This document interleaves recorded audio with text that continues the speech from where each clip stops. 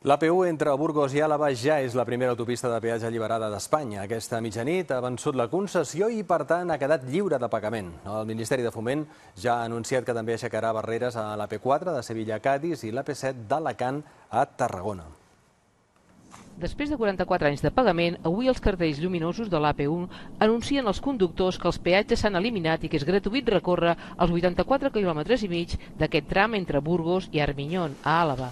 Les barreres ja estan aixecades a totes les cabines, com aquestes de Miranda d'Ebro, on els vehicles ja passen lliurement. Com la resta dels 21.000 vehicles que circulen cada dia per aquesta via, s'estalvien uns 12,25 euros per cada viatge. Una vegada lliure de peatge aquesta AP1 es calcula que l'afluència diària de vehicles s'incrementarà entre un 30 i un 40%. En aquests moments ja de camions n'hi passen uns 3.500 al dia. Del manteniment se'n farà càrrec els primers mesos itinere. I es calcula que la meitat de la plantilla dels 111 que treballen en aquests moments conservaran la feina. No obstant, els 44 que estaven en cabines com aquestes no podran conservar el lloc de treball.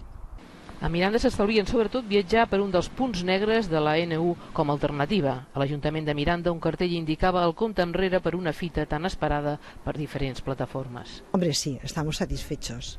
Por fin, una lucha del pueblo que se consigue, ¿no? Ara ja es parla de millorar tots els accessos. Montserrat Vila, TV3, Miranda d'Ebro.